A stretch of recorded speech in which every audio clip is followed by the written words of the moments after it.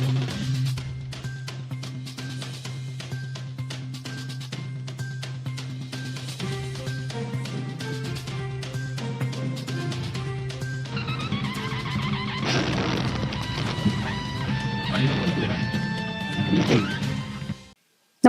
आपण पाहता Hirkani news. Hirkani news प्रत्येक क्षण ताज्या घडामोडी आणि महत्त्वाच्या प्रत्येक बातमीसाठी नेहमी तत्पर. थेट पाईपलाईन योजना पुन्हा बंद. काळंबडीतील पाणी पातळी कमी झाल्याने फटका. शिंगणापूरचा एक पंपही बंद सुरू.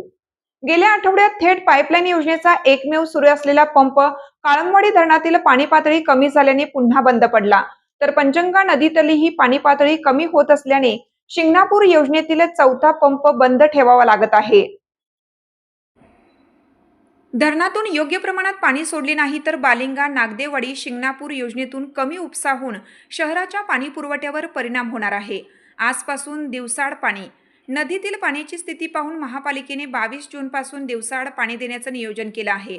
त्यामुळे उंच व दूरच्या भागात कमी दाबाने पाणी मिळण्याची समस्या दूर होऊ शकते. त्यासाठी महापालिकेकडून मात्र काटेकोर नियोजन करण्याची आवश्यकता आहे. भाड्याने घेतलेले टँकर ही जलशुद्धीकरण केंद्रावर थांबवून ठेवले आहेत. काळंबडी धरणातील पातळी कमी झाल्याने गेल्या आठवड्यापूर्वीच उपसा बंद झाला होता. त्याचवेळी भोगावती व पंचगंगा नदीतलीही पाणी कमी झाल्याने बालिंगा, नागदेववाडी, शिंगणापूर उपसा केंद्र बंद पडले. त्यामुळे 4 दिवस शहरात पाण्याचा ठणठणाट होता. ही स्थिती सुधारण्यासाठी थेट पाईपलाईन योजनेच्या जॅकवेलच्या पाणी मार्गातील गाळ काढण्याचा प्रयत्न झाला. त्यातून एक पंप कमी क्षमतेने सुरू झाला. त्यामुळे राजारामपुरीकडे जाणाऱ्या भागाला किमान पाणीपुरवठा सुरू राहिला. पण पातळीच कमी झाल्याने तो पंप फार चाले अशी अपेक्षा नव्हती.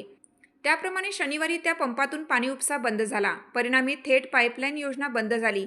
त्यामुळे आता नागदेववाडी, बालिंगा, शिंगणापूर योजनेवर शहराच्या पाणी पुरवठ्याची भिस्त आहे.